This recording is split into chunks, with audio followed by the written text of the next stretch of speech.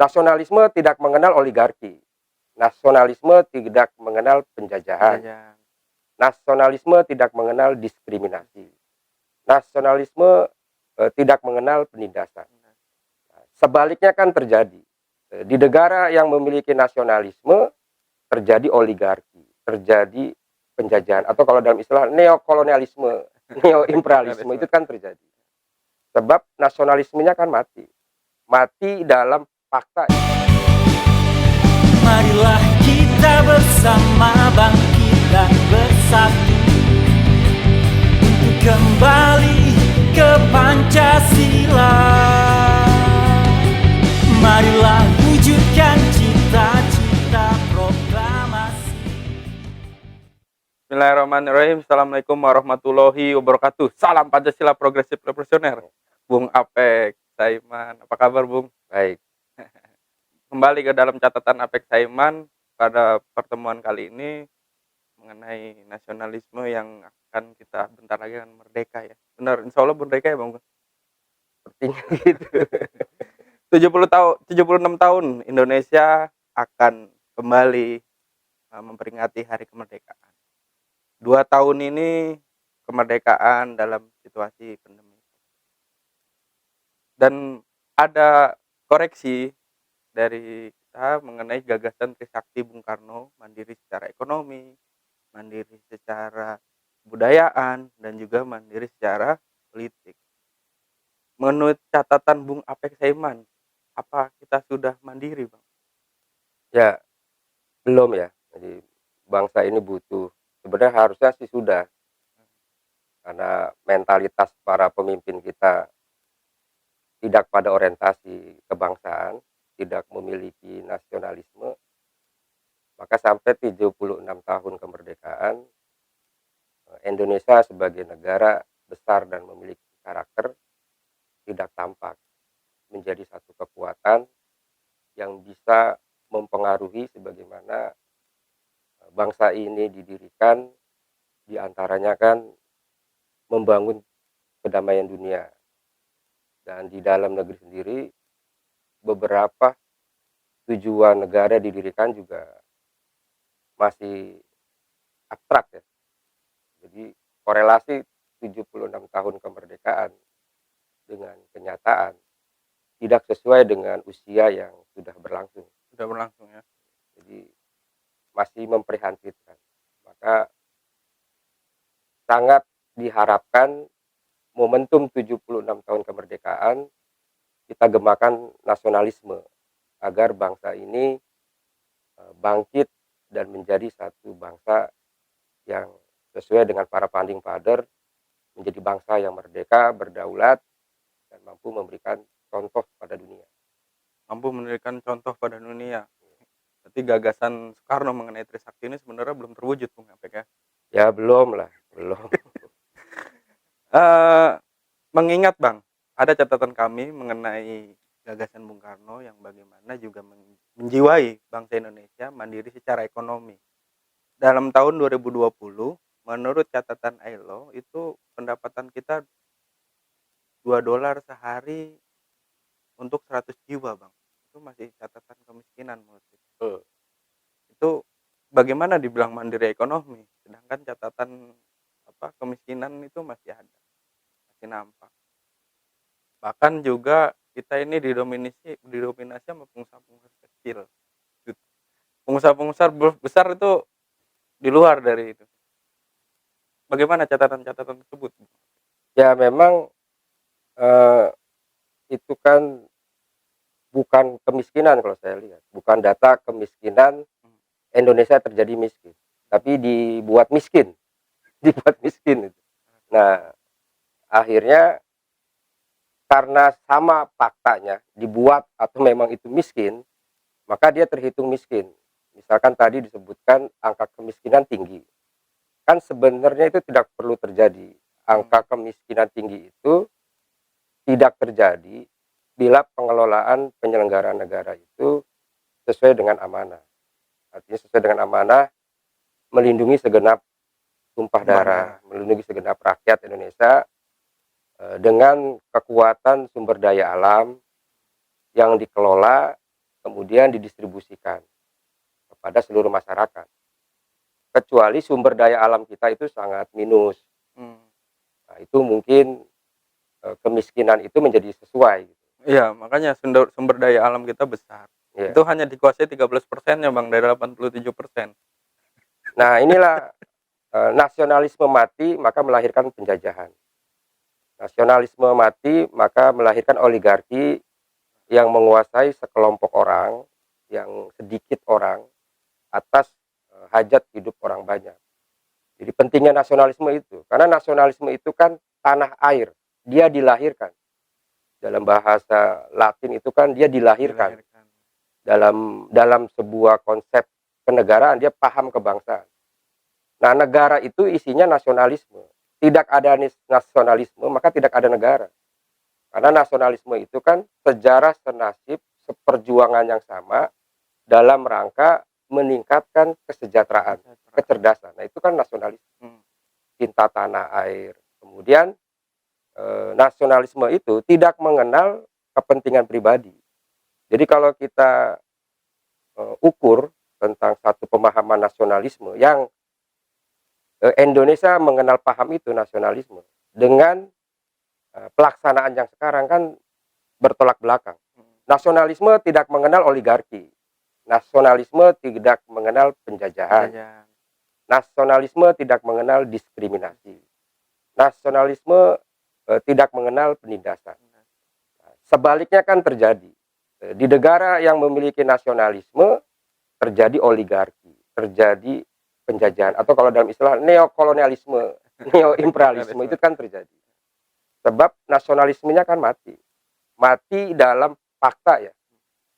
Sebutan itu kan menjadi nggak relevan kan kalau faktanya tidak ada. Kita sering menyebut beberapa hal tapi kan barangnya nggak ada. Nah, nasionalisme itu barangnya nggak ada. Jadi yang terjadi ya wajar. Indonesia dikuasai oligarki karena nasionalismenya nggak ada. Nah, harusnya inilah yang perlu kita bangun dan kita kumandangkan pas momen di 17 Agustus atau di bulan kemerdekaan ini, maka harus menghidupkan nasionalisme. Dan perlu diingatkan kepada pejabat betapa bahayanya meninggalkan nasionalisme itu dia menjadi musuh negara.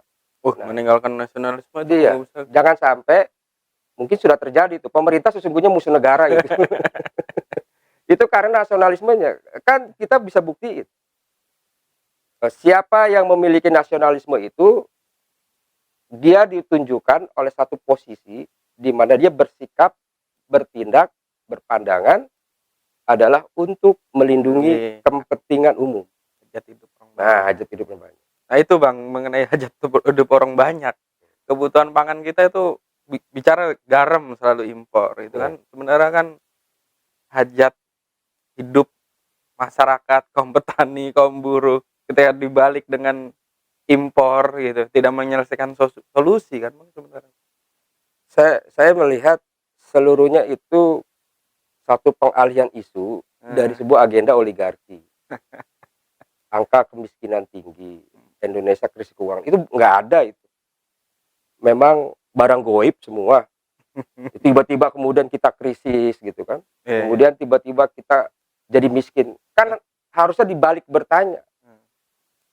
Harusnya ada pertanggungjawaban terhadap pemerintah. Kenapa kok ada data kemiskinan gitu? Nah itu. Kenapa ada data kemiskinan? Jadi kita nggak berbicara orang miskin karena nggak ada di Indonesia.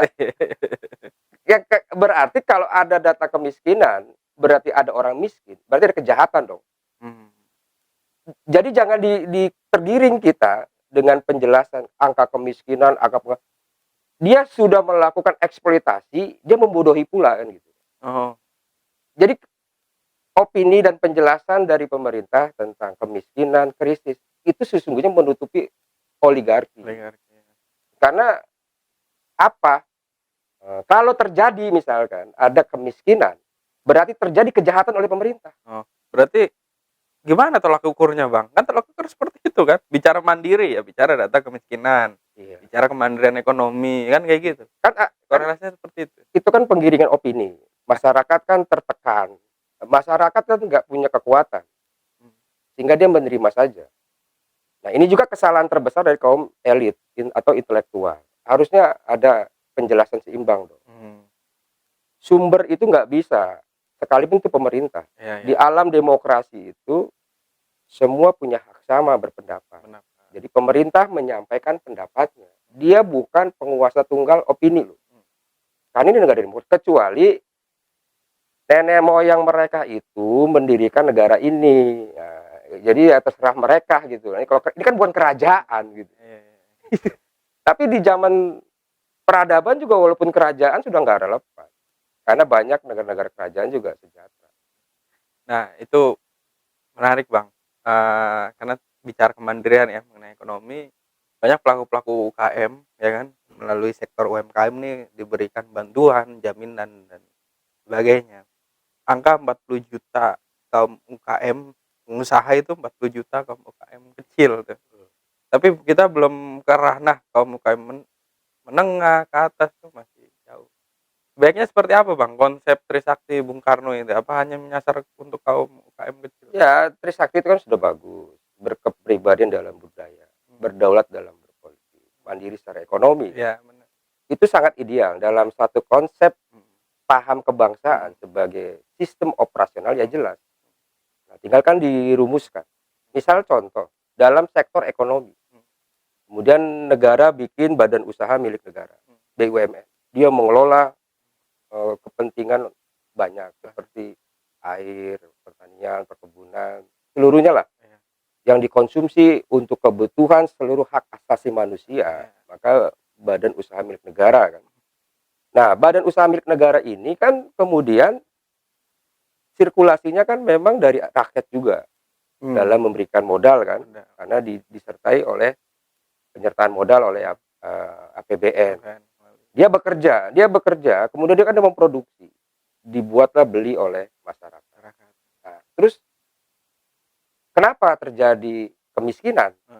Dia ngelola yang sudah tersedia, kemudian uangnya juga sudah disupport, dikeluarkannya juga bukan di percuma-cuma, tapi dibeli. Itu satu. Jadi kan kecuali Indonesia tidak memiliki sumber daya alam, tambang dan semua. Nah, yang kedua, ini lebih parah lagi. Terjadi satu kekuatan internasional. BUMN itu nggak boleh dibuat privatisasi, dibuat seperti PT. Dia milik negara. Nah, setelah itu BUMN itu melakukan sebuah kerjasama dengan koperasi. Koperasi bikin unit. Seluruh perusahaan yang ada di Indonesia, sektor formal, non formal, jasa, barang, pengadaan, itu dikoperasiin. Masyarakat pekerjanya. Masyarakat pekerja dulu. Nah, jadi kan kekuatan anggota tersejahterakan. Nah, jadi pemerintah mendorong setiap badan usaha di dalam posisi pekerjaannya itu ada koperasi. Nah, UMKM kan kita gampang lah, dari RT sampai RW buat database. Dia dibikin badan usaha milik masyarakat misalkan, atau seperti koperasi. Kemudian departemen koperasi mensupport, dia jalan. Nah, seluruh kegiatan ekonomi aktif itu dikoperasikan, itu akan stabil dan pemerintah mensupport itu. Nah, bagi yang belum bekerja dan tidak punya pekerjaan aktif, dia dibikin pelatihan. Dibikin pelatihan, kemudian diakseskan hasil pelatihan itu kepada yang stabil. Atau dia sudah buat. Nah, dalam logika seperti itu terjadilah kemandirian ekonomi.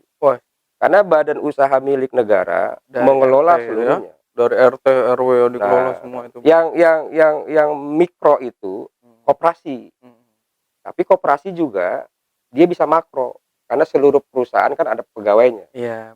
Nah, bisa dibayangkan kekuatan ekonomi sebuah negara ditopang oleh sistem yang rapi sehingga dia bisa menjadi mandiri. Nah, kalau sekarang kan semua formalitas, ya kan? Semua formalitas, negara tidak bisa menjaga satu kegiatan yang rata, yang penuh dengan distribusi keadilan. Enggak, sekarang itu. Makanya wajar kalau kita rapuh. Ingat kata rapuh itu dibuat, bukan negara itu kita rapuh. Dibuat itu Dibuat Untuk kepentingan? dibuat rapuh. untuk kepentingan tertentu. Oligarki lagi itu. Oligarki itu bertentangan dengan nasionalis. Nah itu Bang, bicara kemandirian ekonomi atau kemandirian, dan juga nih kita berlanjut nih kemandirian berdaulat secara politik. Ya, Bagaimana kebijakan-kebijakan politik sering acap kali itu tidak dipedulikan oleh pemerintah. Bahkan pemerintah dengan gampang membuat kebijakan ataupun undang-undang. Ya salah satunya lah yang dipertentangkan undang-undang Omnibus Law. Itu banyak yang menggugat Bang, tapi tidak ada respon. Apa kita sudah berdaulat secara politik seperti ini Bang? ya kan Trisakti itu kan gagal kan. Jadi dalam sektor politik kita nggak akan pernah berdaulat. Ukuran negara tidak berdaulat itu hak rakyat diintervensi. Nah, Misalkan apa? Misalkan dia berhuni, dia digusur. Harusnya udah ada tuh undang-undang anti penggusuran. itu baru lagi Itu tuh. baru itu. Walaupun dia itu bukan menempati tanah negara. Nggak ada istilah tanah negara, itu administratif. Mana ada tanah negara? Negara siapa? Tanah rakyat. Jadi negara hanya mengatur administrasi. Jadi nggak ada tanah negara, adanya tanah rakyat yang kemudian diadministrasikan oleh negara. Sehingga negara mengatur ini tanah siapa, tanah siapa, tanah siapa. Nah kalau nggak ada yang ngakuin, itu tanah dikuasai oleh negara. Oh. Tapi untuk rakyat. Gitu loh. Jadi nggak ada langsung tanah milik negara. Ada juga tanah rakyat yang kemudian negara mengatur. Nah, misalkan contoh politik pro rakyat. Itu sebenarnya nggak boleh negara atau pemerintah memberhangus hak rakyat atas hunian. Misalkan penggusuran. Ada tata keramanya. Jadi kalau ada undang-undang anti penggusuran, seluruh rakyat damai. Nasionalismenya muncul. Pemerintah punya nasionalisme, rakyat punya nasionalisme, karena diatur oleh undang-undang kekerasan atau anti penggusuran itu, maka dia berunding.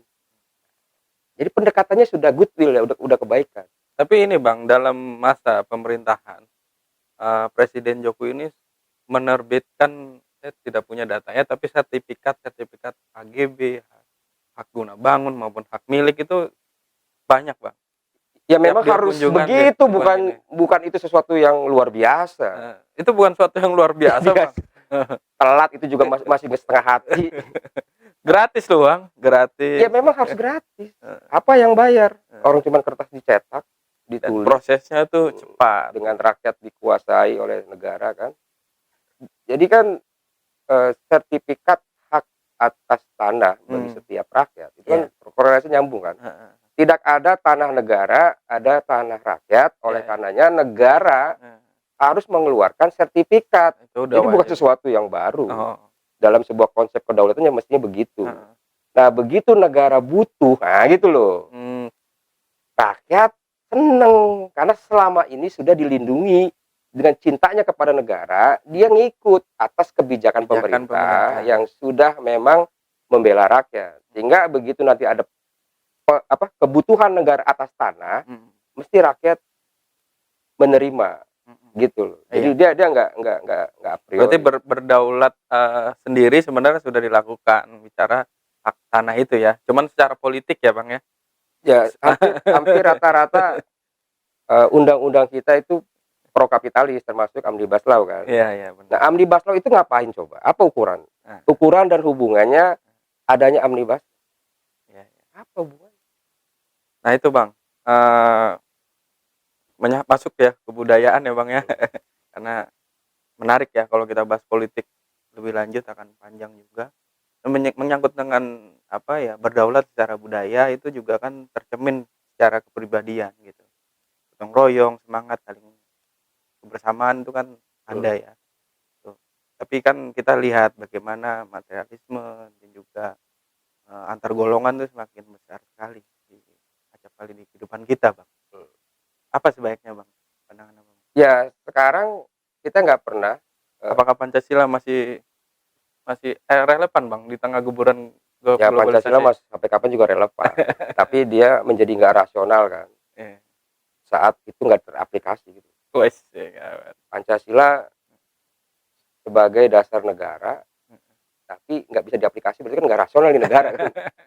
Nah, budaya itu menjadi masalah di negara kita Ya, karena memang orientasinya mereka berpikiran kepada keuntungan materi. materi ya.